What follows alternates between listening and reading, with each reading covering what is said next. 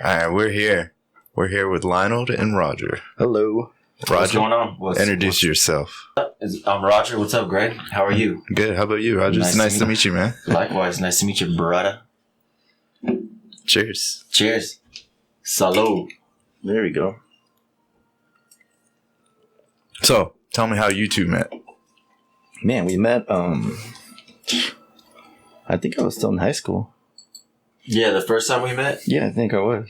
Yeah. I met him through his girlfriend, who was a really good friend of mine, Vanessa. Yeah, through high school. The first time we met, it was you were like everybody meets through a girl. No, I'm just kidding. Through high school, dude. We met, he went to O'Connor, I went to Taft. We had kind of mutual friends. So that's like the first time we met. But we didn't do music together back then. He was kind of doing his thing. Yeah. I don't even think that was even in the works. No, it wasn't in the cards at all. We were just cool like with each other though. We would just hang out and drink all the time. Yeah, or we would go up. Me and my friend does in high school, Me and my friend Steve, Laura, would go up to when Vanessa went to UT, and he would come out there in Austin, and we'd go up there, man. And we used to go up there and drink with them. And so that was like the second time. So initially, to answer your question, we first met in high school, like when we were super young, mutual friends, O'Connor, Taft. But then we met again. So then there's like that gap, because then I went to school, and the girl, the female that I was dating at the time, was at UT. And then he was kind of like dating her. I remember, that's how it was. Because she was a roommate. Her roommate was a girl that he was trying to holler at or whatever. I don't know. You can talk about that. But they were roommates at UT, like in the dorms. Yeah, they were, right? So that was the second time where we kind of started talking. I think that's when that sounds better like that. I think that's when we... There we go. So that was two. That was the second time. I think that's when... Because, I was like talking to her, and obviously you and Vanessa, so like we had to like spend more time together. Because that's when we hung out at the apartment, her apartment eventually, and we... With the dorm? Faru. No. Like, remember she got an apartment? Oh, yeah. Like, it was back in the day, like, I don't know what we were listening to on, but it was that Faru song. And let it go. So let go. Yeah. Let it go. Yeah, it's on, what was it, Garden State? It's on, that's yeah, so that was the second time we kind of reconnected. But yeah, because there was a little gap, because, I mean, we were young as shit now. We're, yeah, man, it was just funny. Going back to what I was saying was, me and my friend Steve would go up there too and hang out with them, and we used to hang out at that was a house at that point though, right? Mm-hmm. And he was opening up beer bottles like this on the table. Like this is how like we're, you know what I'm saying? Like this was years ago. So, we know each other for a long time, dude. You know what I mean? Like quite a while. Disrespectful. Yeah. I was even looking, I was like, damn, it's pretty disrespectful, dude. But that's like, we brought we were playing like Circle of Death or one of those drinking games, and me and Steve brought a box of wine to play with it. And oh my God, we died that night. It was the worst hangover. I remember I couldn't even get up. I was like passed out in Vanessa's bed, like dead. Yeah, it's the worst idea to these play guys drinking are making games with wine. Yeah.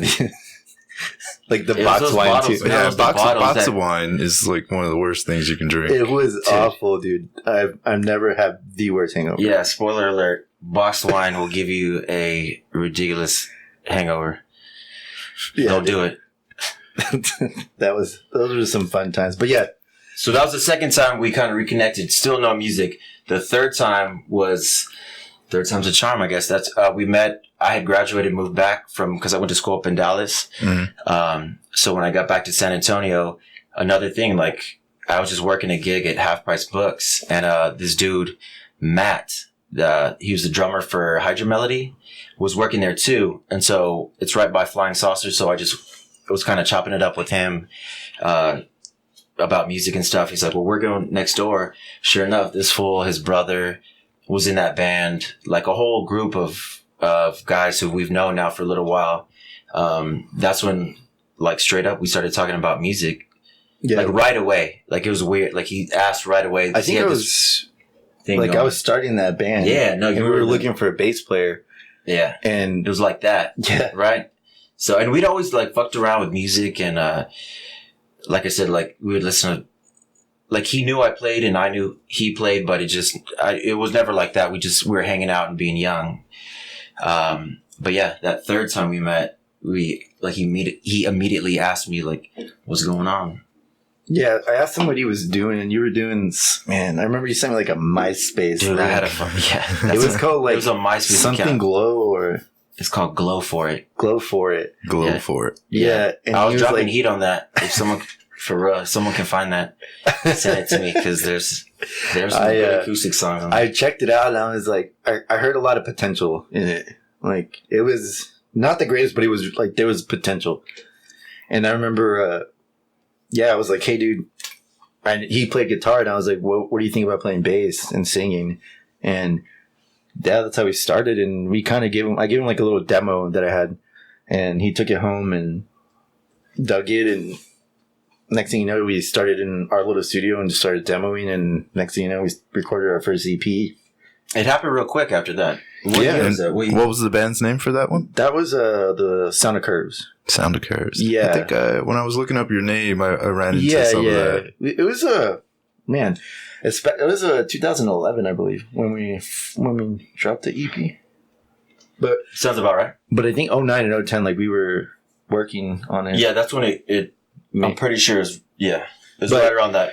Man, tempo. I remember when we first started though, man, we hit the like guns, man. We were on touring all the time. Like, damn, we were nonstop writing, touring, recording. We recorded the EP and the full length like back to back. Toured back to back, went all the way to like Canada and all over the US. But yeah, man, we hit the floor running when we started, and that's how our first like little musical journey began. Right? Yeah. At the Flying Saucer, yeah. Yeah. It did go pretty quick though, man. After because they already were demoing stuff, and I had never played bass, and but it didn't take much convincing because what I heard, which was like that first EP that eventually came out in 2011, that was like the demo that he showed me. So, it was done pretty quick, man. Yeah. Like within a year, we had like a physical. You know what I mean? It went from I haven't seen him in a little while to. Now all of a sudden I'm playing bass with these guys who I just met Josh, the guitar player, Gil, and Lionel's like, yeah, straight up, put the demo in my hand. I was like, how much money do you have? I was like, go buy a bass. And we would do everything, not even like half-ass. We were like, go get a really nice bass, go get a really nice bass amp. Like, it wasn't cheap. It was like the pressure was on like right away. Yeah. Right, like that's how. So you basically went from the frying pan into the fire, pretty much, and that's how events just took off. Yes, it was like that. It was catapulted into like the project that was like Sound of Curves. You know what I mean? Mm. Dude, we did And the became EP in like less than 7 days. I think it was. How long does it normally take to do an EP? Oh man, because I hear bands like they say it takes anywhere from a month. Couple months. Like what is the average the time? last record we did with the Sound of Curves took us a long time. Like, man, a year and a half. That took the longest. It took a long time. It depends, man. Like it just depends how, like if you're motivated and everybody's serious about it, and you're hitting it hard. Mm-hmm. The process will go a little bit quicker, but I mean, our goal was like to have a nice product. You know what I mean? Yeah, we didn't rush anything. Right. So I think if you check out like Sound of Curves, we have that on like all platforms, whatever. It's out there. Sound of Curves. Like you can tell that we like, damn, these fools like you can are tell doing it. The production and the artwork and everything. How it progressed. It went from like the EP taking like a few days to do. Granted, though, we had demoed. It took a long time to demo the songs. Then we went into a studio and recorded, and only took like, I forgot, it was like 5 or 7 days, like something quick. The second one took about a year, because that you'll hear the differences. Mm-hmm. And then the last one was like, that one just, man. It all depends on how sync basically the whole entire band is. That and how much money. I mean, A little bit, yeah. The money is a big problem too. I mean, the studios, luckily we had kind of a deal. I don't really want to say like out loud because Just keep it quiet. We had like a deal, and we kind of allowed us to take our time sometimes, but I think that was kind of negative because we did take our sweet ass time, and man, it took forever. And kind of like what we're doing now in our new project, that we kind of stepped away from the Sound of Curves and kind of the other band members, and it's just me and him, and we're doing this thing called Old Youth, and we have our own studio that like we pretty much invested in. And it's kind of the same thing, but now it's like this EP, these like 5 songs we worked on have taken a long time. Well, how many months do you think we're in there now? I mean, it takes a while, but like we're not beholden to like release stuff. Do you know what I'm saying? So, now that we have our own studio, I mean, it's kind of like like we vibe it out a little bit. Like we don't know what it's going to sound like, but we do know, like we put in time with Sound of Curve. So we know what it's like to be in the studio. We know what it's like I know him, he knows me. And so our thing is like the potential to be like, what could this be? So there wasn't a rush to get it out. It's more like to get it right. So it's kind of a weird thing, man. With how long does it take? I mean, we have a lot on our plate, but what like we've done with Old Youth now with these new songs, dude, I think it's the best stuff we've done. You know what I mean? It's to me, it's current. To me, it's cutting edge. It's different. Yeah, it's a lot different than what we're used to. Yeah, so it takes time. It takes time. What makes it different? Genres for one. We're used to like a alternative, like southern rock, like.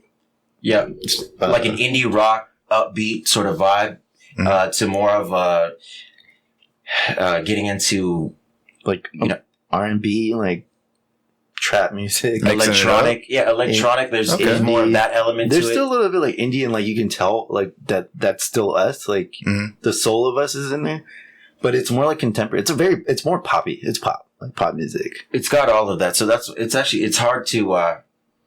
That's why I'm like, I don't know. You just got to hear it. The type of thing. That's I always tell people like it's kind of like the Weeknd sounding, but like I'm not saying we necessarily like rap in it, but I mean we kind of there's flow. There's flow. Yeah, like that's good. But it's like kind of sung. It's just different. It's not one like I promise you, when like our friends or people that know us here are like, what?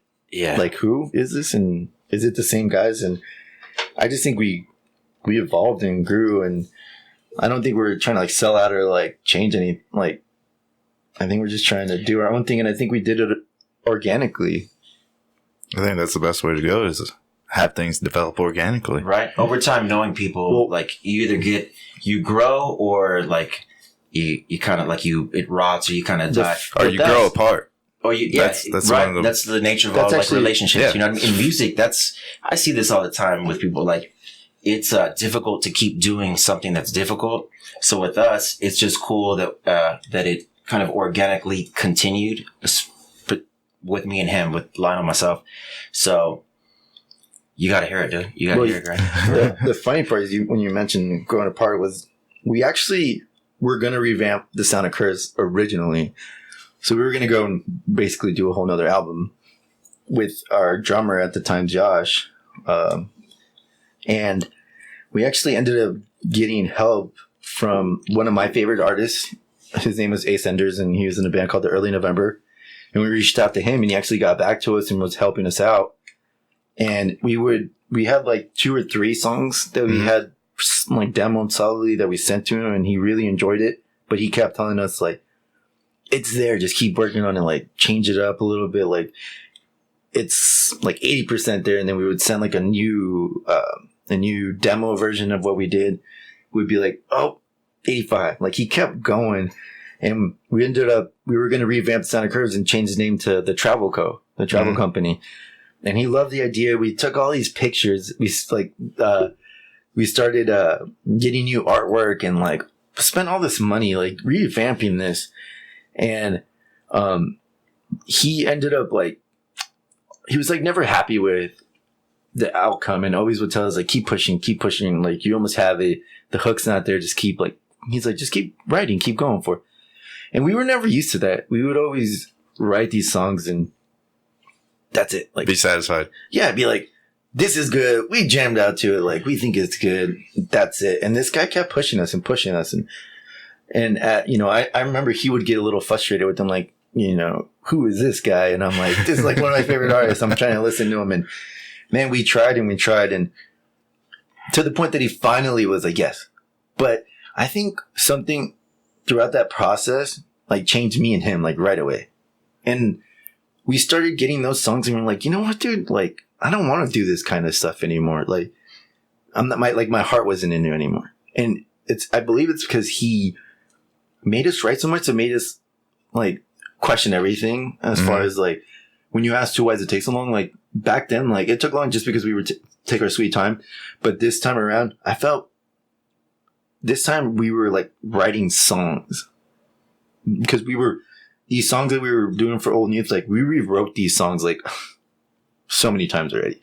And we finally wrote them so many times that we feel like these are exactly how they're supposed to be, like how they're supposed to sound and what they mean and everything. So we ended up rewriting them for the last time in a completely different way. And our drummer was not happy with it and was like, no, like, I'm not doing this. And we were at first a little distraught and we were like, dude, come on. Like, you've been with us since day one. Like, don't. But yeah, he, like, grew apart from us and was just pretty much telling us, like, that his heart wasn't into it. And it ended up, like, I don't know, it's kind of disheartening, but that happens. It's part of the funny. It happens. Funny that you mentioned. Would you say it was because he was just getting tired of the repetitiveness and he just wanted to be touring? He didn't like our music direction. Like, he wanted to stay as, like, the Sound of Curves and this, like, new travel code.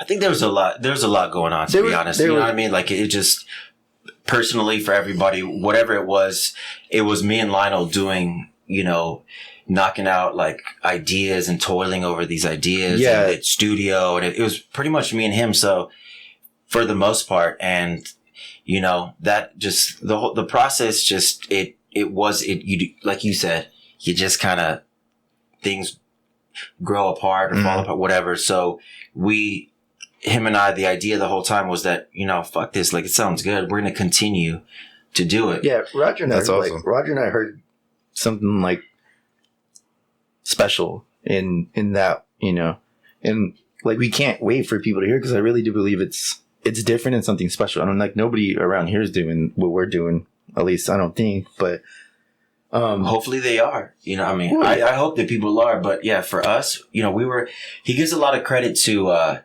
the dude who was, I think, genuinely trying to help us.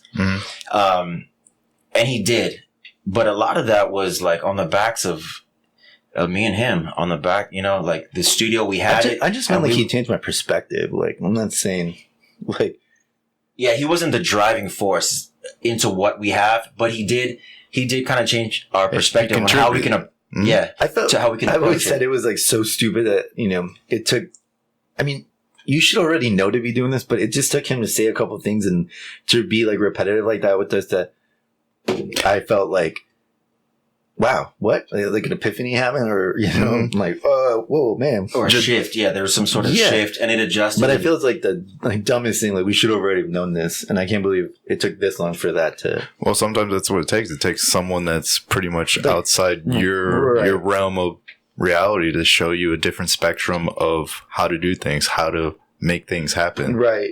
Yeah, I felt like the whole time we were, I don't want to say we were cocky, but we've always felt like I said, this way is, like, the way and that's it, So when somebody was really challenging us and telling us, no, like, you can do better, I'm like, it's not there yet, like, trust me, I have records sold, like, blah, blah, blah, like, I'm a lot bigger and you need to listen to me. And we were like, even when he was getting, like, frustrated, and I was too a little bit, happens, which is part of frustration. Is part of, you make music, or anything creative, writing anything, like, you get writer's block or you struggle on one part and you can't figure it out. But yeah, it took him, like, telling us, like, no, it's not there. No. And then finally us going, like, damn, okay, well, maybe we don't know what we're doing. And then And then I felt like we didn't know what we were doing. And hotter though. Like it was getting, like the music. I was like, damn, how far do we take this? So yeah, I mean, I remember we wrote one song, like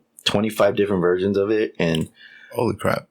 And he like, to finally at 24th, he was like, okay. But like I said, at that point, I think our heart was in a different place. Oh, that's good. I mean, and we were like, dude, we kind of don't want to be doing like, I didn't want to say necessarily like rock music anymore, but we're like, we kind of want to shift this, and we did, and I think that's what Old Youth is. Yeah, it's a culmination of everything that our past, present, and where we want to go. Because, like I said, I think it's like it's current, and it moves to where music sort of is. Where there's a lot of elements to it, like you see it in it's not just like a rock band, you can still do that. I still listen to, to alternate to bands. Mm-hmm. For us, it has morphed into like this project where it's hard to label, you know what I'm saying? It's got movement to it. It's a little aggressive. It's a little sweet. It's not so, yeah. Well, speaking of past, present, and future, where would y'all want this to go? Where do y'all would like to see it go? I mean, besides the whole like getting big and blah blah blah. Obviously, yeah. Man, I just want people to hear it in a mass scale, and I want to hear the feedback, and that's the goal, for people to hear it, like for it to catch ears, and let's see, because we can already we can keep doing it. Like we're gonna continue to make music. Mm-hmm. We just want people to, I just want to surprise people. To be honest, I just want to shock people. Like what? Yeah, that's y'all. Like it's which has already happened. I showed people some rough cuts of it. And that's how I'll confuse people. Somebody that doesn't normally is not in my car, they'll get in the car, and then I'll throw on one of the cuts just to see their reaction. And they trip out. They're because they don't know it's me or us at all. And their reaction is hilarious, dude. It's we just listen to it together as I'm driving wherever we're going. I don't say anything, and then the name doesn't pop up on the screen in my car. So, but they always are like, "Who is this?" It's like a thing. And then I just turn it off, and I'm like, "Don't worry about it. Don't worry about that." But no, for real, yeah, people, and that's what I like. That's what so that I'm like, I'd like. That's one of the goals to get it out to where people can actually listen, and then let's go from there. You know what I'm saying? It's game on for us. We recorded the stuff. It took us a lot. We've been together for a long time now. Known him for a long time now. So yeah, we just want to get it out there and to a bigger scale that allows us to go out and push and continue to go out and tour, and to make it for us at least sustainable to live, Right. It'd be awesome to live off your craft. We want people to enjoy it, though, for it. We really want people to hear it, because we enjoy it. And I do those little test runs in my car, and I'm like, yeah, I'd like to be able to be like, dude, check it out, because we feel like the real deal type of thing. You're humble as fuck, man. You put on the music, and then they love it, they like it, and you're all like, oh, that was nothing. That wasn't even you don't even tell them that you made it, that you and Lionel made it. That's humble, man. That's beautiful. Well, I appreciate that. Yeah, I'm real shy though too. I don't. So that's part of it. But yeah, we're down to earth people. So, it's fun to push the envelope in music, especially in San Antonio. And for him and I, it's a fun thing. Mm-hmm. So we approach it with, we know what it's like to be on tour and to be to where it's rough, man. You're actually, you know what? The road and being in the studio recording music, if that doesn't humble you, then something's off, because it really should, unless you're catapulted into stardom, dude. It's soul crushing. There's super high highs and low lows, and if you can come out of it with the type of stuff that we're doing, like these songs, and you're proud, of course I'm going to be humble. You know what I mean? Like that's part of it. That's part of what we get out of it. You know, we're not doing it necessarily to be famous. We just want to push ourselves, and we want people to hear it. So that way we know how to like go from there, type of thing. So, but I appreciate that. I think we both have that. Yeah. Sort of attitude towards. We're not out here to act like we're better than we are, or no, like. Nah, you act like you're nothing. That you have to become better than what you are. You have to keep striving to be better than what you are today. Yeah. Because the moment you start thinking about tomorrow, it's done. Like, it's over with. You got to keep thinking about today. Tomorrow, you don't worry about tomorrow. You worry about today. Every day is day one. Yeah. And that's... I like that, yeah. Yeah. Every day. You got to keep thinking every day is day one, because the moment you start thinking about day two is the moment you stop making innovations, you stop making changes. You stop elevating your game.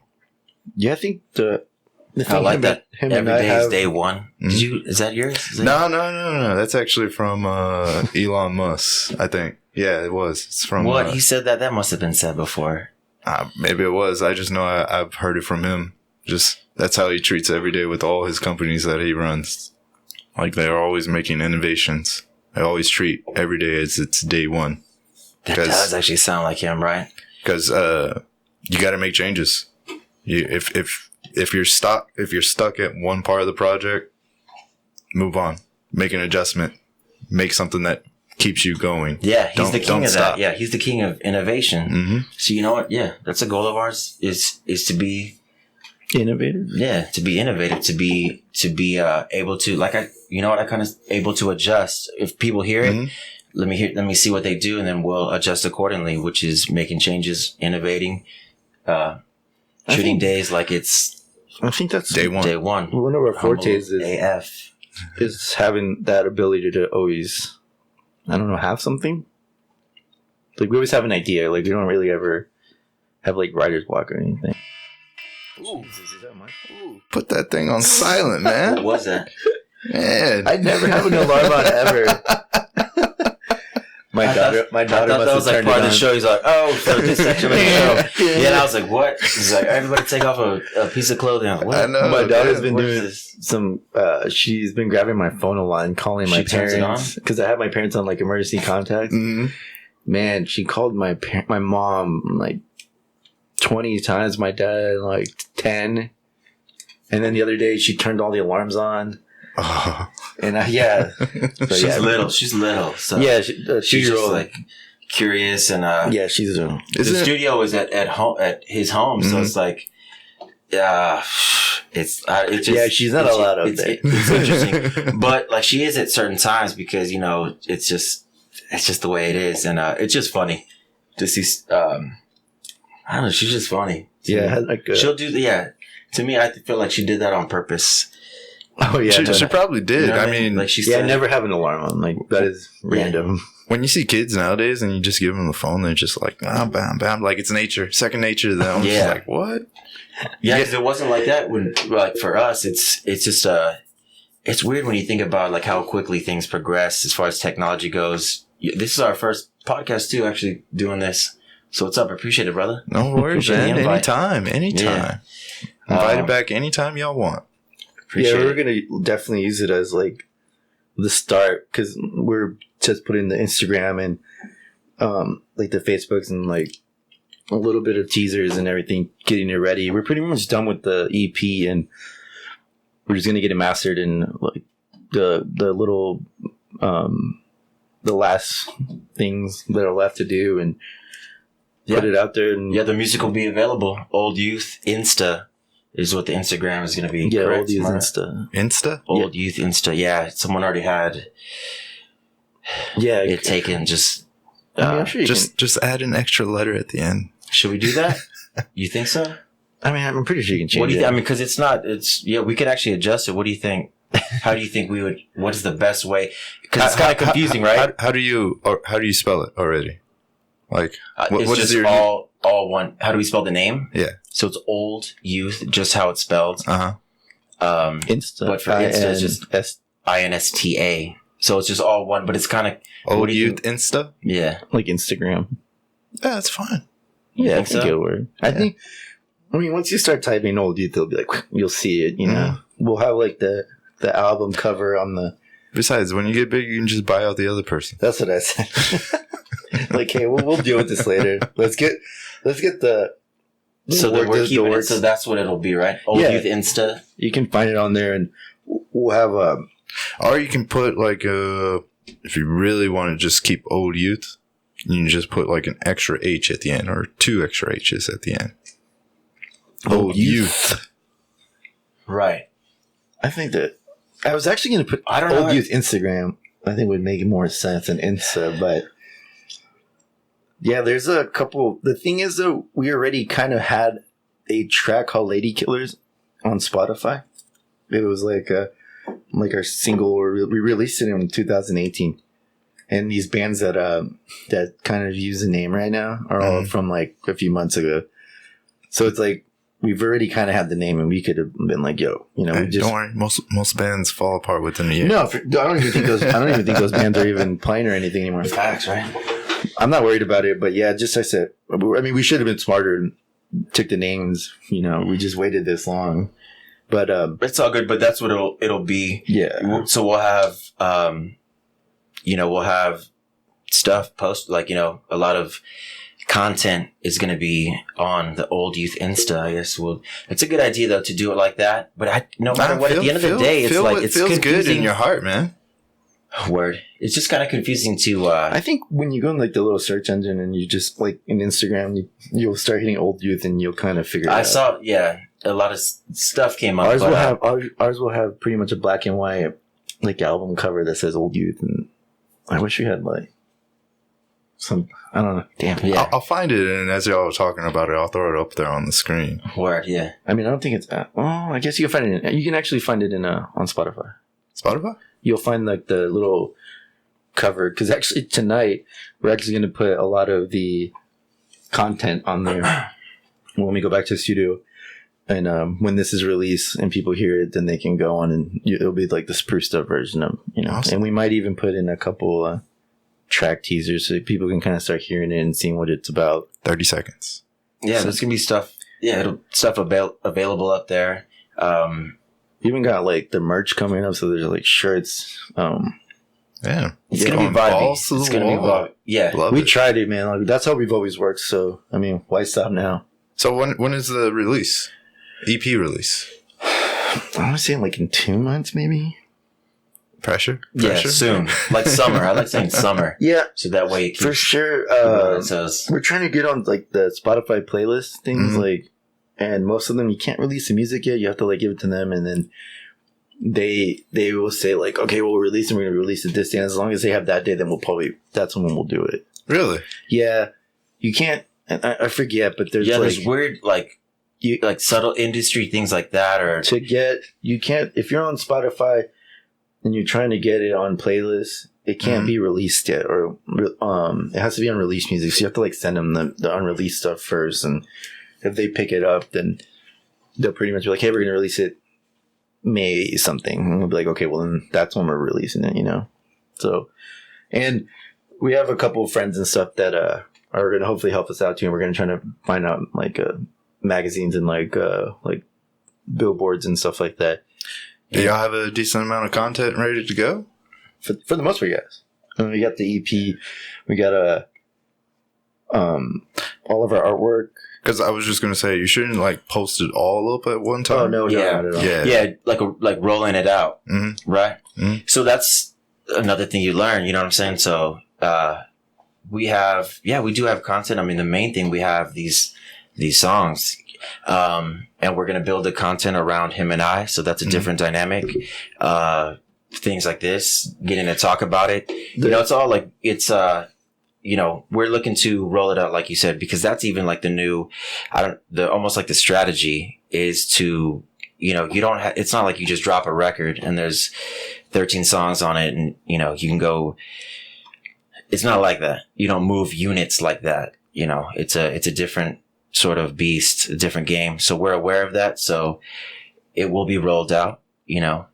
The crappy part is, again, like when we were doing the what is it called? The travel company, the revamp, like Santa Cruz. We took a lot of pictures and we did a lot of like stuff and spent a lot of money with the other member. And now we can't really even use any of it. So we're like, because it's gone. Yeah. So it's like, man, we have to like hire, like redo all these pictures. And we did these like elaborate like photo shoot. Like it wasn't a joke photo shoot. I mean, we worked with one of the, our good friend, Josh Huskin. He's like a really good photographer in town. Shout out to Josh. Yeah. He's probably going to be mad that we're not even using these pictures because they came out really awesome. He won't be mad. He's like a real nice guy. Yeah, we're not even going to use these. And it's like, we were thinking about how we can like crop them out. Yeah, but it's like, it's impossible. But the cool thing is like, even stuff like that, like eventually it kind of tells a story. So if you like what you hear, you like our music, you know, Old Youth is something like you want to come see us or like talk to Lionel or myself. Like, I think it's part of like, it'll be cool to be able to tell people, because then they're going to check out Sound Occurs. They're going to see where we came from. They're going to know we're from San Antonio. They're going to know, you know, things about us. And we hope to like captivate fans that way to show, you know, that it's that like this process is like you can't like button it down to a schedule. It's open-ended type of thing. So I think it'll be cool to show people that we had, you know, because they're going to ask, where's Josh? Because we have videos, you know, online where other band members, and now it's just that. Yeah, give me one of those. Might as well pause and open these beers. we heard a little bit of Lionel on the last podcast about how you got started. How did you get started in all this, Roger? From the very young age, how did you get all started on this? With the music thing? Music, yeah. Also, tell a little bit about yourself as well. Well, yeah, pretend I'm not even here. Well, I started, dude, honestly, like my mom bought me an acoustic guitar and I didn't really want it. And, it was like one of those Christmases where you get something and you're like, wow, that's an awesome gift. What? Yeah. I never knew that. Yes. See? Wow. So, cause she knew that I was really into music, at a young age, but, I mean, that's like everybody, I thought. I did have like, I wanted to play. I just was, I don't know, man. I was just real, like, I wasn't in band and I was kind of shy. So when she gave me that guitar, I was kind of like, it was almost, I guess it was a personal thing. Cause I didn't think I could do it. I don't know what it is. Something was going on in my head, just being young, but I picked it up and started playing, to be honest. So, the music that I listened to from the get-go was like super eclectic. You know what I mean? Like my mom's Mexican, so she always had Tejano. Like my dad was like a Motown dude. I was like in the midst of like rock at that time, you know, like Pearl Jam and Incubus and, like alternative type of thing was coming out. Austin was really close. And so it was just a matter of time. When you're close to Austin, you know, in that time, like the early 2000s to, you know, even currently, I mean, I was going to shows, you know, and then I had that guitar. So I started playing. I busted out that Glow for It MySpace thing. So now all of a sudden it was churning. I was starting to write. I ran into Lionel. He already had a demo. So I was passionate about it, but it never like took until I had that first acoustic. And that was, a long time ago. What's today? 2020. Yeah, the date. Oh, February 25th. 2020. So yeah, Tuesday. So it's a long time when I got that first guitar. So yeah. So yeah, I mean, it's kind of just one of those things, man. I stuck with it, and then when I got thrust, like we're talking about with them, like, hey, do you want to play bass? I was like, sure. It's like, do you play bass? I was like, no, but I was down, type of thing, and so I was treated like a member right away. Awesome. You know what I mean? Like Josh. Yeah, it was definitely a sink or swim like moment. It was one of those moments, yeah. So that was just, I guess, the tipping point for us and for me, as far as the musical thing, because we've done it all, man. We've done a lot. So when you met up with Lionel and started playing with Lionel, that's the first time you started actually playing and writing in a band? In a band. Damn. Yep. Been doing it for almost 10 years now. Yeah, I had zero experience with other people, with others. I've been doing it for longer than that, but yeah. I mean, I was in bands in high school. Yeah. But him and us, like, or him and I, man, yeah, it's about freaking. What would you say 10, 11 years. makes your partnership work between the two of you? That's a good question. I don't. That's all we got. I don't know. Well, like, I'm impressed by like what he can do. Mm-hmm. To be honest, on multiple levels, but he's come out and shines on like the recording, the producing. This dude's a beast. Like Lionel's, I don't have to tell you, there's plenty of people, that do music, even do it well, that can, Lionel knows his stuff, and it's only getting better, so it's a respect thing. Mm-hmm. I think he knows on the writing side that I've got something. That's why I even said, like, right away, we kind of knew that there was something that he saw in the writing. Our dynamic is, like, we're the duo, man. Like, I do a lot of the music production, recording, and everything like that, and arrangements, and a lot of the music. And he's very more lyrics and writing that kind of stuff and like doing it better. So would you say y'all complement each other's weaknesses? Right. I'm not a very good lyricist, so for sure, without a doubt. Yeah, without a doubt. See, I'm learning things on. I can write like a novel if I wanted to, but man, when it comes to lyrics, I'm like, I don't know. I'm not like. I feel like I am poetic, but I'm not. I don't think I was ever like a good writing poems, but he does compliment me, like, that's what works, and I think we've always treated it that way. I'm like, here's the song, here's everything. Your homework is let's write the words and everything, and working together. Better though. I'm having better. Yeah. Well, like this, especially on this record, like it was a lot more like hands-on and writing words and lyrics and stuff like that. That's one of the things, when you find someone that complements your weaknesses, you're able to learn from them. Yeah. You're able to pull their skills into your 100%. own. Yeah. So that's for him and I, and with Old Youth. Mm-hmm. That's exactly it. Like, there's a respect thing, and there's that element of, that there's improvement with this and excitement with this. And if the respect is there, and I mean, he's my homie, he's my, it's a long time coming. It's so there's a lot of, like I said, it's a long road to here, but we complement each other well. And I think people are going to enjoy like these new tunes, man. I think they're going to enjoy this. Yeah. 100%. But there's also been a lot of like fights and negativity. Yeah, that comes with it too.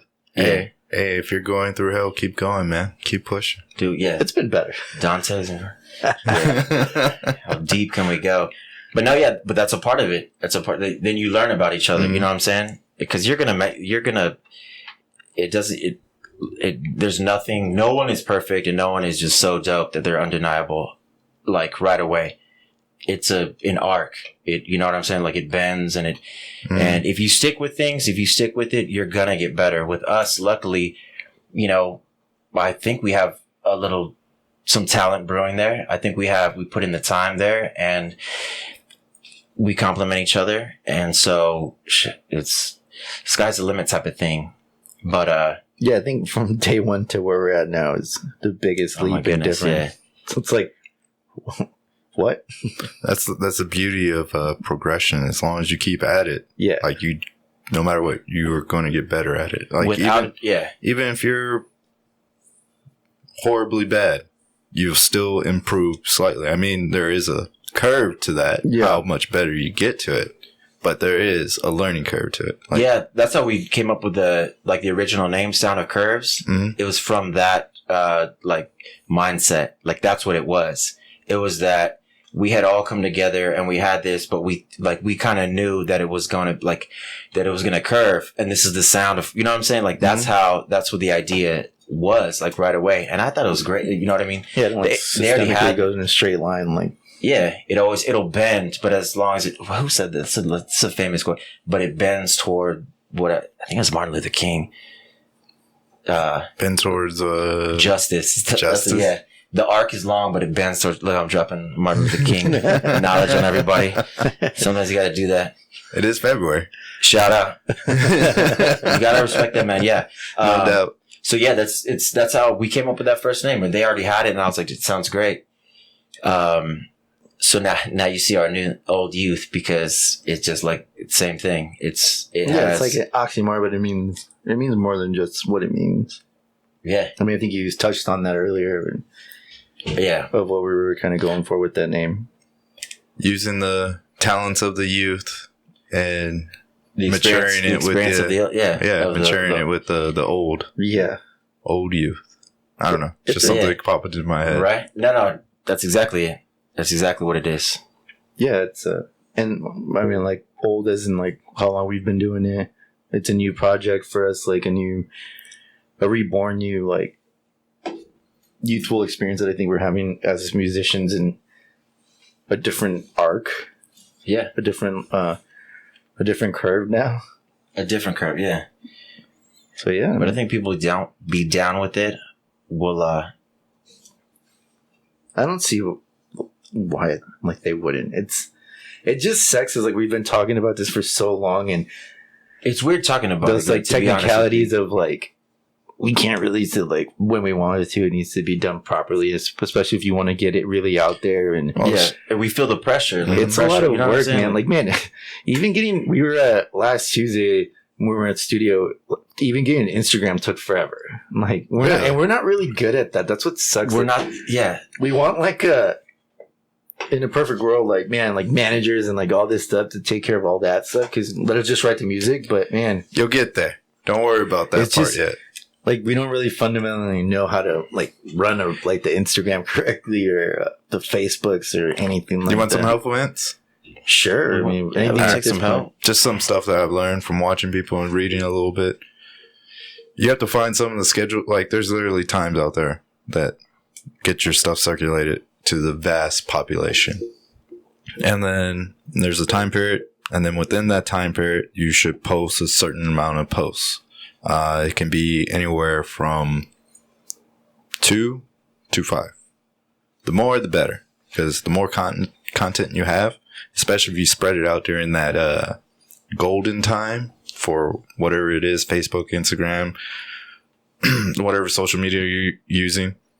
But you post 4 to 5 posts within that golden time.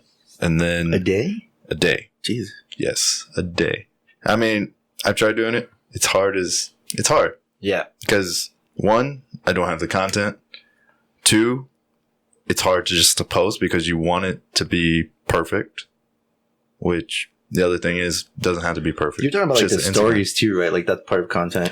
Not necessarily stories, just your main feed, your posts, your wall. Like stories are okay, but they don't stick. They're only there for 24 hours. When it's on your wall, it's there permanently. Yeah, I got you. No, I always feel like though, when it, like, at least when I the people, like the famous people I follow as far as musicians and stuff, they rarely post stuff on their wall, but man, they're doing stories. They're established already. I understand, but it's just like I see like the stories are like, there's like 8-9 stories long, and I feel like I always gravitate to watching the story more than anything that people care what's on the damn wall half the time, unless it's something like really important, you know. Where you pull, so that comes from, like just personal experience, or a combination of research, personal experience, and then research. Also been watching. I don't know what to take from this one guy, but hey, he's up there. He's successful and he's doing good.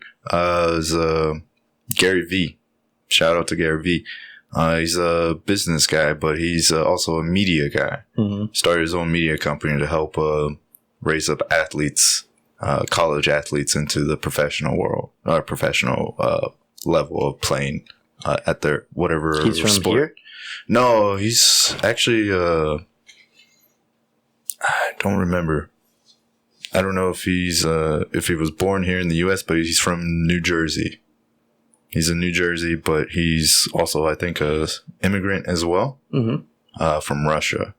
So he's got like two things going against him. But he's Gary Vaynerchuk, I think is how you say his last name. But he's a media guy who he started off as a wine guy, like just wine library was his main thing. Like he got that going, and then once that became successful, he expanded it out, made his own media company, and he's just putting content out. Like and that was his. So he employed his strategy with, like you said, that putting out. And we're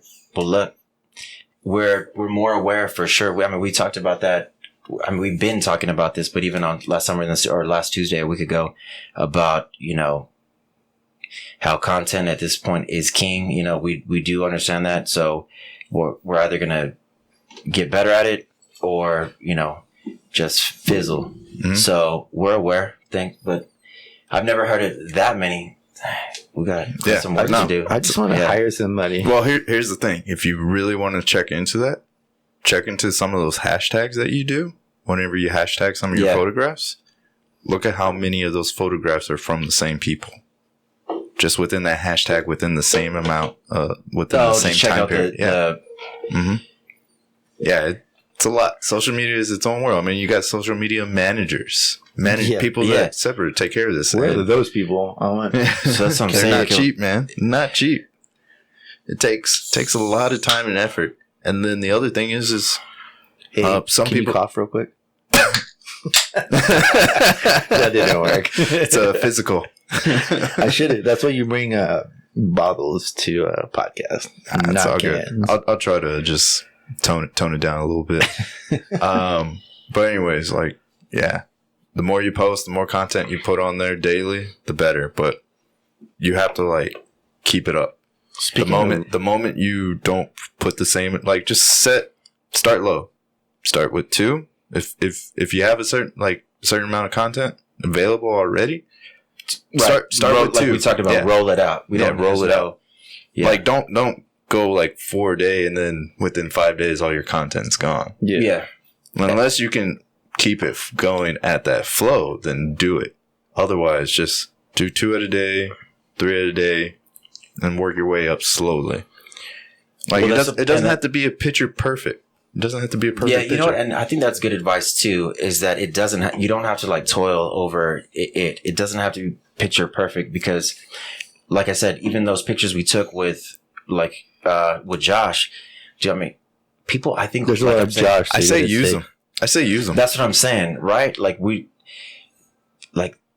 It doesn't have to be perfect, and people just want to know that you're active and you are, you're doing it. Because I do see that. You do lose people if it's not consistent. You lose, people don't care.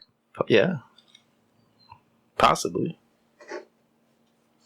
I don't know. Maybe we'll break the mold. I don't know. We'll see. But we're definitely gonna have content. We're aware of it. This is content, I guess, right? Of course. Yeah, this is. Yeah.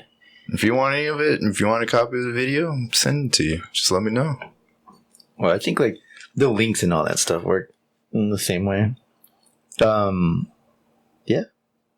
Speaking of Russians, I just watched. Here we go. No. Conspiracy. No. That's what we've been waiting for this whole entire podcast. I just watched that Anton Yelchin documentary about his life. Who's that? He's an actor. He died last year or something. He got crushed between his car and the fence. What? A famous actor from Russia? Well, I mean, he's Russian, but what movie was he in? He was in Alpha Dog. He was a kid, and then he was in Star Trek. He was okay. And what? And he died like that? Wait, how old? He was 27, I think, when he died. I think he was part of like the 27 Club. Obviously not suicide style, but what? When he passed, like the new like Chekhov guy. Did he die? No, his name was Anton Yelchin. Yeah, but you said Star Trek in Russian, and that played Chekhov was Russian, I think. Yeah. the dude that. You're talking about the role, the character. Yeah, the character. That guy? He was in the new one, the one that J.J. Abrams did. Yeah. He was the young kid. Oh, shit. Yeah, he died like I want to say like, damn, I don't remember exactly when it was, but anyways, it was a really good documentary of it. He's in where's it at? What kind of movies? If you saw him on iTunes, iTunes. I had to buy it. It's not just like, it might come out like on Hulu or something, Netflix soon. But yeah. If you saw me, you'd be like, "Oh, I know that is." No, I know exactly what you're talking about. I just didn't know he died. That's sad. He had a Jeep Cherokee and they had like a recall that the parking brake wasn't like engaging, and it was one of those like knob ones. And he got out to like close his gate, I guess, and put it in park, and it rolled back, and he got pinned. And he had cystic fibrosis already, so his lungs were already really bad. God dang it, I keep hitting this thing. I'm gonna redesign the mics just for you, Lionel. I do that all the time. Last time I did it, he got pinned in, and dude, he died. It was like really sad thing. Anyway, it was a good documentary though. There's a lot of. He obviously worked with a lot of famous people, and so there was a lot of famous people talking about like how great he was. And the funny part is, Nicolas Cage was narrating the whole thing. What? Yeah. Wow. So that was kind of interesting to hear Nicolas Cage, because he had like a diary the whole time. So like every role he had, he like wrote about it, and so there was a lot of he had a lot of writing content. Yeah, and he. Nicolas Cage was reading a lot of it, so it was kind of interesting to hear Nicolas Cage. Well, here's the New Age Diary right here. Yeah, dude. For live recording. Oh, yes. Yeah. He was really old school, though. But like, hey, it's always good to write down. I write down notes here and there. Good memories that I think I should remember for a long time. Oh, you can look it up, right? Who reference. Anton Yelchin. Anton Yelchin. I don't even know how you spell that.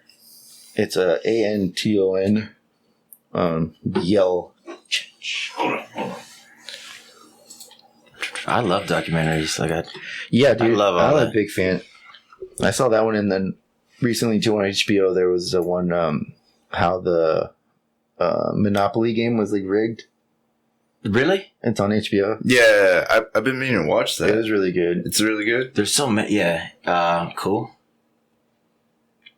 It was like this crazy FBI thing that happened, and then they found out how it was rigged, and it's really cool if you haven't seen it.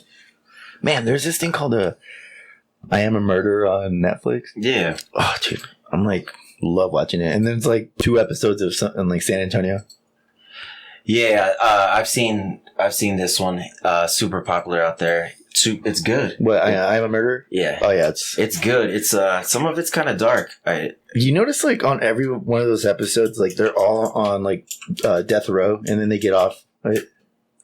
Like at the end, they're like, "Well, he got like taken off a death row." Yeah, they're almost they're sentenced to die. Anton Yelchin. You gotta look. That's too old. There you go. There you go. He is the one right there. Yeah, it's a dude. That's Wasn't he Scotty? He wasn't Scotty. He was Chekhov. Yeah, he died in 2016. My bad. That was 4 years ago. That's still. I didn't even know. Damn, I didn't even know he died. I thought he was still alive. Look, that second picture or third picture, you get like they have the fence next to how he died. That's kind of not cool. A little messed up. No, I didn't know that. Oof. And they even had the vehicle that crushed. Man, damn. I wonder if it's just like how much that they've sued. Day and age we live in. Yeah, that adds to the documentary is called I Love. Oh yeah, I Love Antosha. I know what you're talking about, Lionel. I guess his name in like because they're from like the Soviet Union or whatever, and it was like collapsing. Like their parents came over here or whatever. But Antonia or something, like it's his like real name. You know, so I don't know. Russian names are freaking difficult. Yeah, but anyways, really good documentary, especially if you like them. Like I like him like a lot. I didn't even know. I'm gonna have to He was check in it a movie out called Rudderless. It's like based on like a band or whatever, fictional band. Really good movie. So anyways, yeah, when I heard about it, I was pretty like, wow, that sucks. Roger, tell me, how often does he go off on his conspiracy talks? Who, this one? Yeah. Lionel, I mean, he's got him. He definitely has that content in him, the conspiracy content. I don't think, not on the daily, but like the thing is, I know how to get him going. Like if I want him to, like I could, like, I'll just throw a subtle thing out there, right? Like some people call it trigger words. I'll throw a trigger word out there and it'll get him like, do you know what I'm saying? Like I could do it like that. And that comes with like just knowing him for a long time. You know what I'm saying? Like I'll just rev him up. Yeah, like, he definitely knows how to push my buttons. You know, you just rev him up and yeah, he's got, and I'm like it too. I do it almost to see, cause I like it too. I like the whole conspiracy thing. I don't toil over it. Like it's not a part of my life, but I enjoy like some good banter, some healthy banter about it because, you know, people are like people are so divided. Everybody just wants to hear themselves talk. I feel like, so when you're around friends, those are the people who you can actually like relate to and talk about the things that are a little uncomfortable or, conspiracy and wholeheartedly things like that. So I'll rev him up and I feel like outside of music, which is pretty dominating in our conversations half the time, I don't feel like we ever really talk about stuff like that. I want to say we talk more about movies and books and like. For sure. Yeah. I don't know. But his question soccer. We talk about soccer. We're in a soccer league together. We play every Monday. Oh, how'd y'all do last night? We won 8-4, 8-5. Something. Yeah. It was a W. Yeah. We're doing pretty good. 5 goals on y'all? Y'all need better defense, man. For real. That's the truth. Hey, he's a defender, so. Yeah. What do you play, Roger? I used to, I played at UT Dallas, so I played my whole life. Ooh. But so I can like rock it from anywhere. But defensively, it's easier for me to see the field, to run, to run with people. That's how I do. There's no conspiracy there. But that's how we keep these figures. Yeah. Not me so much lately, but yeah. But yeah, I guess so. Like it's always music. It's always kind of business. We don't have a lot of time to do stuff like this to where we're like relaxed and can kick back. It's always like, yeah, we're always like something on the music or business side of it, or hey, this is what we need to do. This is how much money it's going to cost. And setting up meetings, doing this stuff, or like this is a photo shoot, or it's very rare when we get that like I don't know, a few minutes to like chill. The downtime is rare, and to talk about hey, I don't know. How are you doing? Speaking of which, how are you doing, man? Any life crisis at the moment? Right. Even at soccer, like we get there and it's game time, and man, we just like, and we play opposite. Obviously, I play striker, so I'm in the front, he's all in the back. So it's like we don't even get to. And then sometimes like subbing out, it's like I'm subbing out, he's going in, or vice versa. And we're just we're just like passersby. We're just like in the night, but we work together. But it's funny. It's all business. Like it's for the most part, man. Yeah, it's all we don't get a lot of time to sort of kick back. But why don't you just kick back doing a podcast with one another? Well, start your own podcast. We were thinking about that to doing like to get more content as far as like a little like behind the scenes kind of. After we're done with the recording or whatever we did that day, kind of unwind and digest it between both of us, like what we felt we got accomplished or whatever, you know. Yeah, we thought about it. It's an idea that we've been throwing out. Because, I mean, do it. We're doing the EP. It's 5 songs. If it does go somewhere and we need to play live, which we want to play live, especially like real band, like we're gonna hire a band basically. We're gonna need more songs. 5 songs isn't gonna be enough to fill a set. So, but yeah, we're still gonna be writing, we're still writing more. We still have a few songs. It never stops. You haven't stopped writing, so that's gonna keep going. But we've talked about doing something like that, where we sort of have, I guess maybe in podcast form, a recap or like just a keep you up to date type of thing. So like I'm saying, we don't even make it that complicated. You don't even have to. You just make it as like conversation between you two. Yeah. Like just as a catch up time, because that's what a podcast allows you to do. It allows you to catch up with people you haven't talked to in a really long time, as well as share that content online with everyone else. It's kind of a dual. Mm-hmm. Yeah. And it's actually therapeutic at some time. Oh, it is. Right. I love it.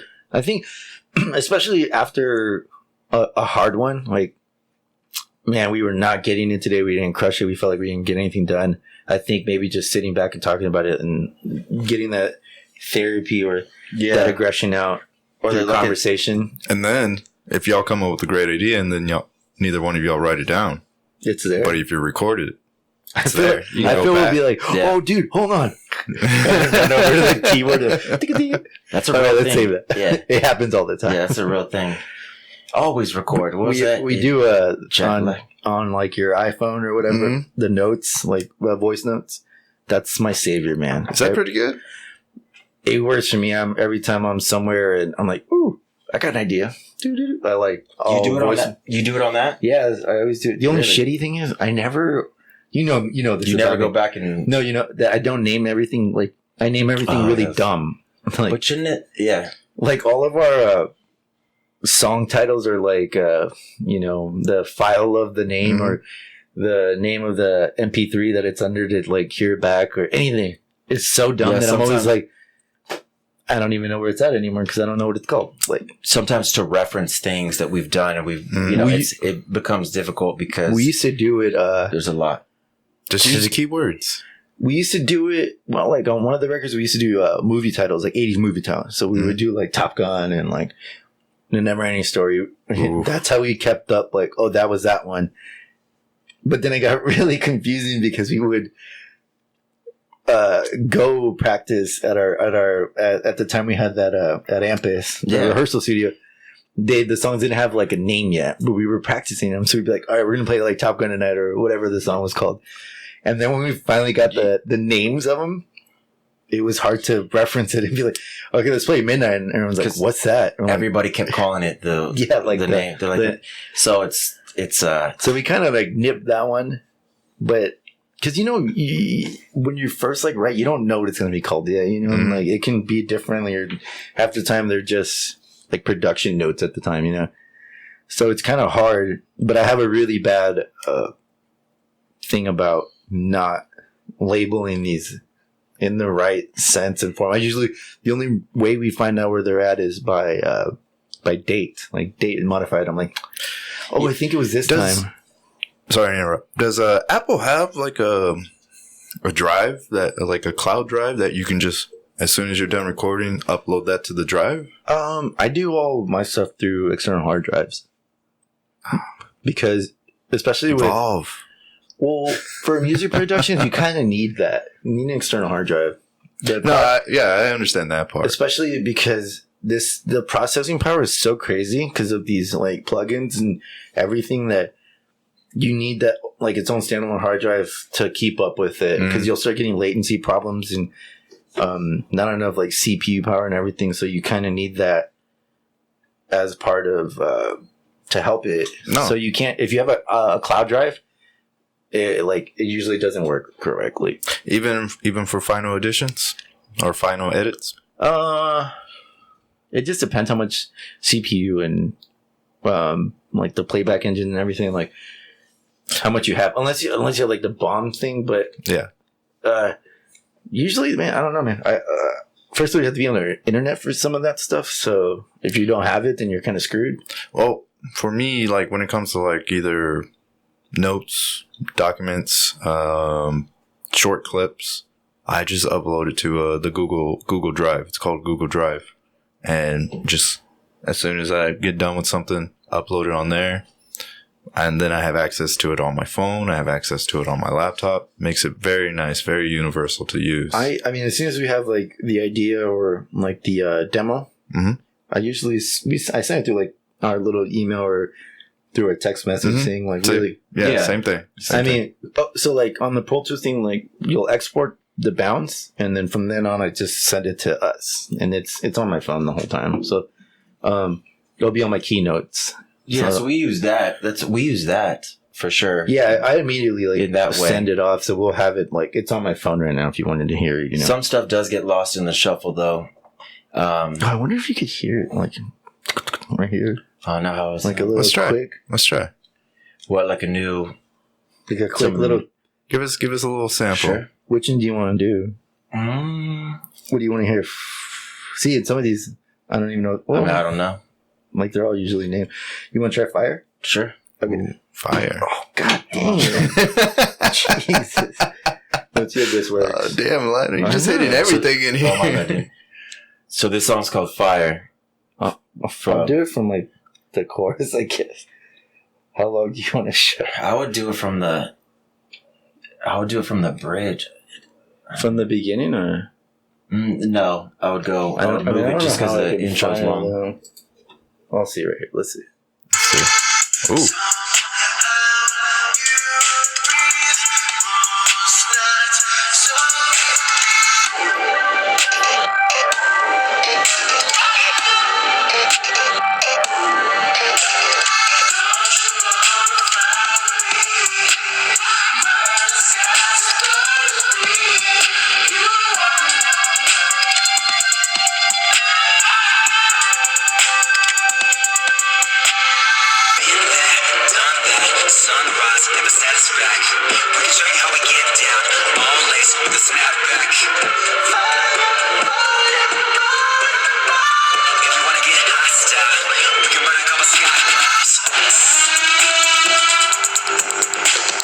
So that's a little bit of it so far. That sounded good. It did sound pretty nice, right? It sounded pretty cool. For it being like in here, like it's a little intense. So yeah, that's a little bit of like the difference of. Is that how it starts, or is that like right in the middle? That's like it started on verse, like the very first verse to chorus, which. Yeah. So no, it didn't. That's not how it starts. It started like in the verse, but yeah, it's a little different. Like, and it's kind of hard to distinguish who is who. But like the first part was me, and then the second part was him and me, and then the third part, which is like the pre-chorus, is Roger. Yeah, I mean that's totally way different from what I was expecting from what you would normally play. That's what that's why it's like funny when you hear bits and pieces. Like people, I believe, who know us are going to be like, "What?" But when you hear it, you're like, "Man, it's actually pretty badass." Though. Yeah, it is pretty good. And the production, like I was telling you before, like man, the amount of money and everything we spent on this new studio is like so much better, and it's like the quality is like it's undeniable. I need to come see the studio, man. Oh yeah, dude, yeah, for sure, dude. And I have a lot of arcades in there. Like, there's a thing called like Arcade 1-Up, and the cool thing is tonight, I just bought the Ninja Turtle one. What? So, the old school arcade Ninja Turtle? Yeah, so it's at my house, and I finally got it in. What? I just learned about this right now. I told you it was coming in today. I know, but I just want to be excited. It's ready at my house. So. Cool. Damn. Yeah, for sure. Yeah, you should. Yeah, it's a really cool studio, man. And we have a lot of arcades in there. We have about 4 right now. We keep building it up. We're going to get the NBA Jam is, I think, the next one we want to get. And it's just a lot of music equipment. And it's a cool room. Yeah. It's very... Yeah. The good thing about that, too, and the reason behind, like, the whole arcades and all that stuff was when we got, like, not... When we get writer's block or... We're like, hey, when you sit back, we just go play a couple of games and... It's a comfort thing. You want to feel comfortable. Like we have like the Marvel space like that. You know what I mean? Like you want to be like, even in your space here, you know... I'm missing some work. There's some more artwork coming right, up, but it's on its way type of thing. It feels comfortable, but like us, it's gonna have an arc to it too. So see, and then that is just to remind me a little bit of I feel like you keep changing this thing. I do, but not yet. I'll give you a little sneak peek of what's coming. I feel like cool, man. watch the other ones and they're like different ones.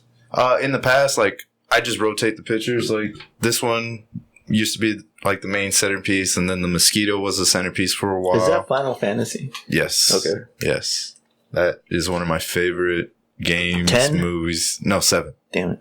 Yeah, 7. I thought I was gonna be cool and be like, say the right number. You would have been like, damn. 10 is actually another one of my favorites. I just remember that one. My brother was super into it. I remember that character. Well, the remake for that game is coming out because that game was such a pivotal game back in 1997. It was like the first RPG game for PlayStation. And I was a big arcade fan. Like I think we both are, right? Like, well, yeah, that's what we had. Like we for sure. I think we used to go to Diversions and play Street Fighter, and like it was like a big fucking deal. Diversions, wow. Yeah, right. That's how OG we are. We're old. But we're still doing. You know, I'm not like a super big gamer though. Like we're not. No, we're not into. I felt like I tried to be. I bought Spider-Man and Red Dead Redemption 2. Played them once. I feel like my brother stole them. Should be on video games. No, for sure. Like that's a. No, you know what I'm saying? Like, I like video games. I just don't have the time for them. And yeah, dude, so time consuming. Not only that, I remember you have to put in a lot of. I put in the game and it takes hours for it to just load up. Like what? Yeah. When you put a game on, like just to update the data of it or whatever. Yeah, you got to be. You're like, it's almost by the time it's ready. You're like, I don't even want to play. I love the community of it though. I love I love hearing about it. I love how it's just this. It's getting out of this world exposure and like just better. So I dig it.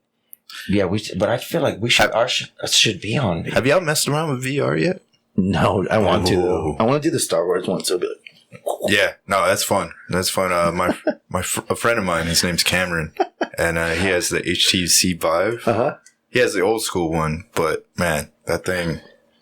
Let's just say you get lost in the moment, and I got lost in the moment. I ducked and dived, and my knee went right through the wall. Yeah, I've heard of this. You got to be careful. It's a real thing. Yeah, that this is like you're not. This isn't just. That's not just you. It happens to like that. That's you get lost. Right. You get lost in the moment playing the game. Yeah, it's awesome. Like you just put on this headset. You got the headphones over your ears, and you're just like in it. Those arcades that we buy are really cool and simple. Like we have the Marvel versus it's just a Marvel one, I think. Would you say those arcade games take you back to your childhood moments when you first started playing those games at the arcade? I feel a little bit. It's nostalgic for sure. I just like they're so iconic and like they're so cool. And, I obviously haven't like the Ninja Turtle game. Like I haven't played that forever, man. And the fact that I bought one and it's there is like, and we're gonna get to play it, and it's just like remembering it. Yeah, no, it does. Without a doubt. That's why it is like. It does get a little like, okay, like after a while, but totally worth it though. But yeah, they're any cool. pinball machines? No, we have. We have a golden tee. We have golden tee. Which is super fun. Yeah, that one competitive. We gamble with that one because there's a way to do like it's called like skins, and you just play for money on the game. So we gamble on that one. What's it called? We have a Rampage and Defenders one, and then actually, you know what? We've even on the road we've played. We get it. We enjoy video. In San Diego, we went to that Boomers or Shooters. Which one? In San Diego, when we were on tour, there's one. We went to this bar, and I believe it's called Shooters, and it was like an arcade bar, and it was awesome. They had like so many games, but it was a bar. Yeah, it was the coolest thing ever. Yeah, so and of course, this guy is the most competitive person. You haven't played me yet. No, I'm talking about anything. Like anything turns into a competition with this guy, and it always it's either really good if he wins, but if he loses, oh my god, dude, it's a shit show. So I'm not a sore loser, but on tour, half the time we would when we had downtime in the hotel, we would have beer or whatever, and if we didn't have anything to do, we were kind of somewhere like I don't know in North Carolina or something rural like part. nothing to do. We invented this game called Caps. Mm-hmm. So it's basically like caps from a bottle. You like fill up these cups because usually bottle cap. Yeah, like we didn't have like these like you had to put a little bit of water in these cups. So it holds. It holds its weight so it doesn't tip over. And like you stand behind your cup. Yeah, you stand behind your cup. It's like beer pong. Only use these caps, the bottle caps of the bottle, and it's kind of like cornhole, but at the same time, like if you hit like the top of it, it was like 1 point. If you made it in, it was like 3 points. Yeah. Like, man, super fun game. It was like the dumbest thing, but such a fun game. And we would be like in teams, but we would be drinking, and it got super competitive. Yeah. It would be something for us to pass the time, but Jesus, man, it got crazy. It's a fun thing, yes, but it's the same idea. It's like cornhole, yeah. So you do things like this in hotel rooms. And look, if they recorded everything that happens in hotel rooms, there would be like some crazier stuff than that. But yeah, we've had good times. There'll be another Caps game in the future. Oh yeah, for sure. The funny part is when people would go on towards us, we'd explain like and somehow there I was a wouldn't new even explain rule. it. I would just there was a new rule every time. Like every time we would play, that wasn't the rule last time, or there's a new rule now. Especially because someone takes advantage of the game, and then you have to introduce a rule to control that advantage. What rules are you talking about? This is a game we invented. We're just trying to prevent cheating. Well, what is cheating if it's not a rule? I don't know. Don't get your toe away from that cup. Stand back. Because I stand about 6 inches behind mine. So don't lean over. Speaking of that, and that's funny, our old drummer Josh sent us a video the other day of a tour incident. He would, I think, just stupid stuff too, which is being in hotels. And he sent us a video the other day of him getting completely naked and running all the way down the hall at the very end. We were in the opposite ends of this place.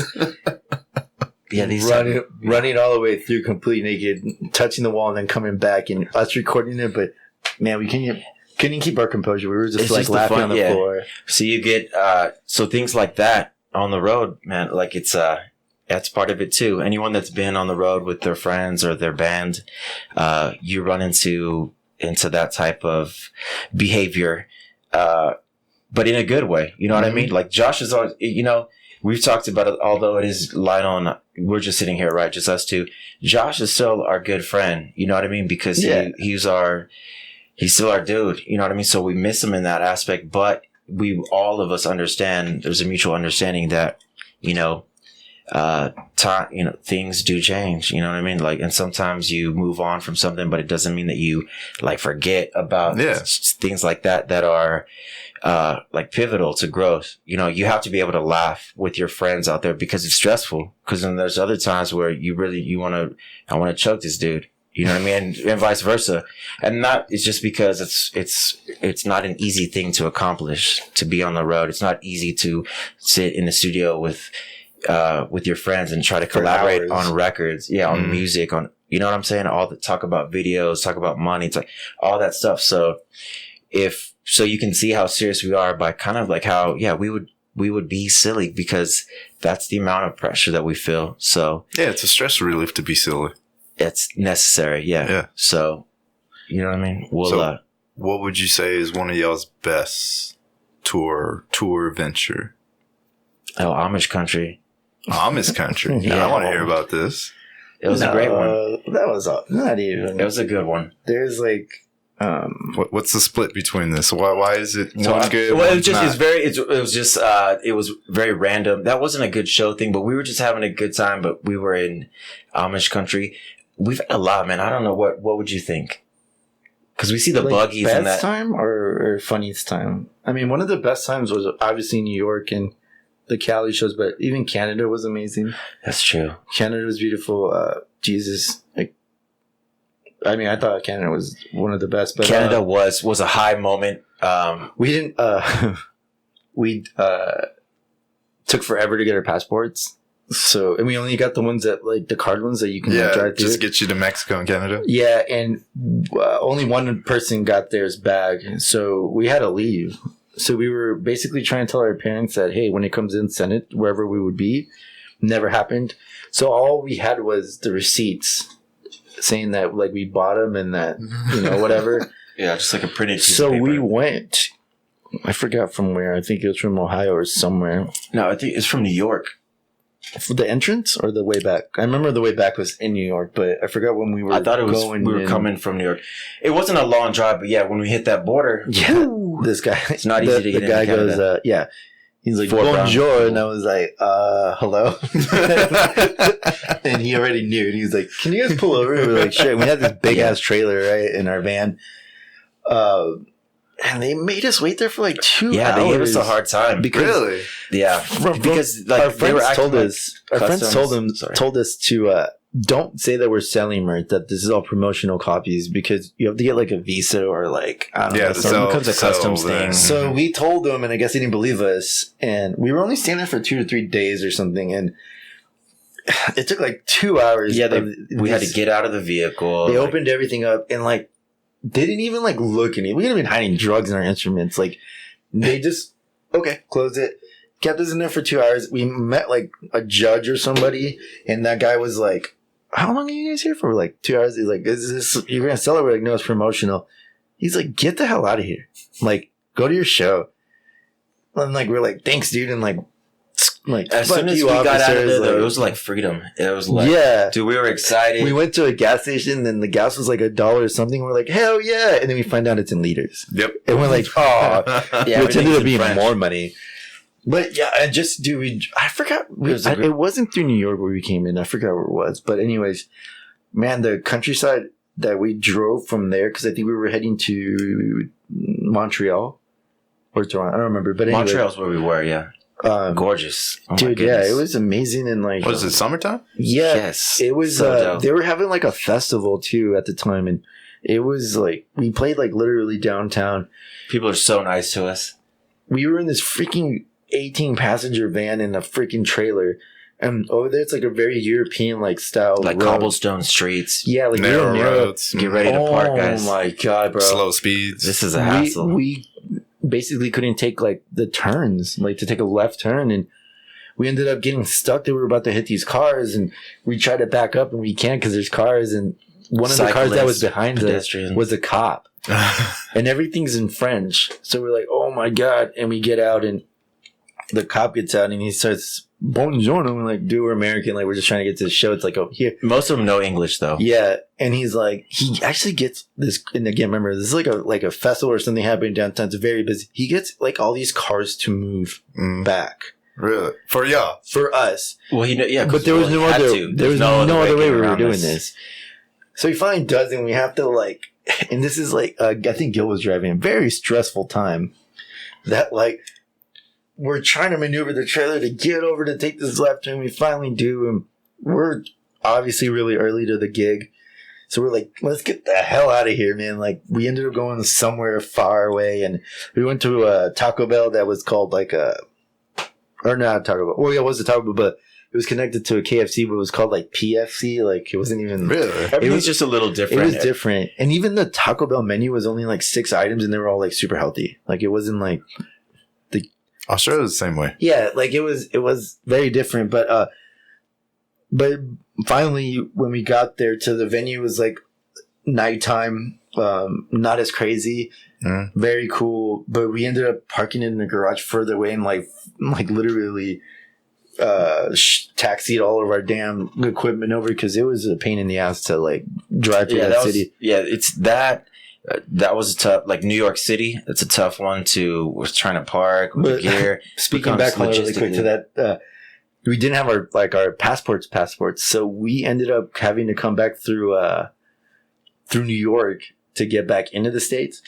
So easy, and we were freaking out that we weren't going to be allowed to because we didn't have our passports.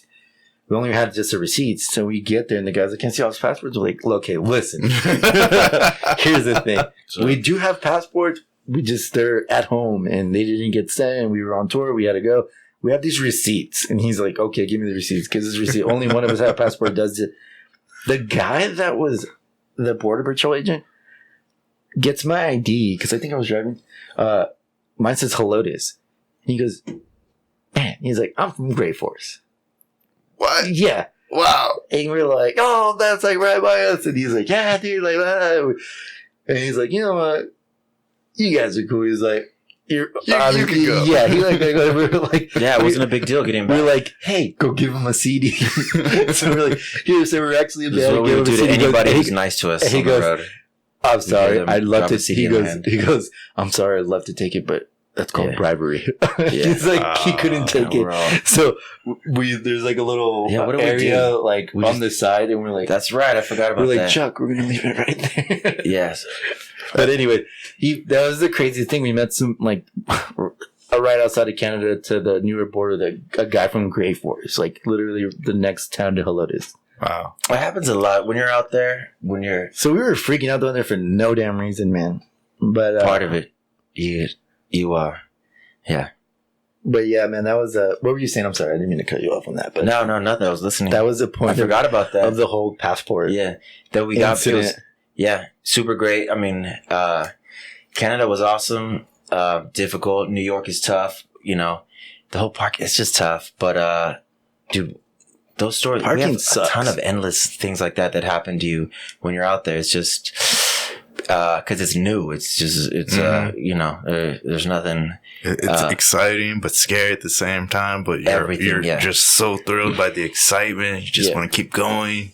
There's without a doubt, yeah. And that's where, like I said, really high highs, and then like, some low lows. But we always did this thing where we would, whatever city we were in, we would go like eat for what they were famous for, like Philly cheesesteaks, or whatever. That's part of that too. Yeah, we'd always do that kind of stuff of the locals. So yeah, that was like a big deal for us to do, and it's the best. I remember that one time, like. The Philly cheesesteak people were so rude to us. They're so anal about how you order. You have to order like you have to order it. You can't. It's like the soup Nazi thing from Seinfeld. They're like, there's signs to tell them like you have to say it in a specific way, or else it's confusing to their line. Like if you ever worked in a kitchen, and so we're all like practicing it. Like okay, she said with like you have to say it like that, like in order. And then the dude that we had playing bass, Chris, a good guy, a good friend, really good bass player, he like just botched it right away. Like, cause I had it right down cause we eat at Waffle House. So I was prepared. So I was all smothered with done. And he's all, like, can I get onions? And he's like, I said, no, it's like that. Like they're really anal about the order. He's like, make up your fucking mind with or without. Yeah, they'll talk shit to you. And we're like, oh shit. And I was like, I don't know who's with this guy. Part of it though, part of the, it's because it's hilarious. I mean, I was laughing at it, but I was trying to like give some room because I don't want to look like I was with him. You know what I mean? Because I ordered correctly. Yeah, who's this guy? First timer. With or without? Without. But can I get onions with that? That's what he said. He goes, without. He goes, make up your fucking mind. And, then he said, oh, but with onions. And he goes, yeah, make up your. And I was like, who's this guy? Oh man, just stuff like that. The little subtle, simple stuff that you can laugh at definitely helps. Awesome. And the food definitely helps because when you're on the road, you want to obviously that's all part of it. You want to taste the flavor where you're at. You want to taste the culture. Yes. My favorite parts too in New York was listening to people talk while you're walking to wherever you need to walk. And you had that one guy that was talking about his like business or whatever, and he was like. Oh, the business dude, yeah. Tell him this one, man. That was funny. Wait, hold on. Are you talking about the guy that gave me directions? No, the one that was like, he's got his head so far up my, Oh, that's right. I don't know if I remember it. That was this. We might have to do it on the next one. Yeah, we'll save it for the next one. Yeah, let's save it for the next one. That one was that's a good New York story. Oh, all right, New York story. Right. Yeah. All right, let's end this.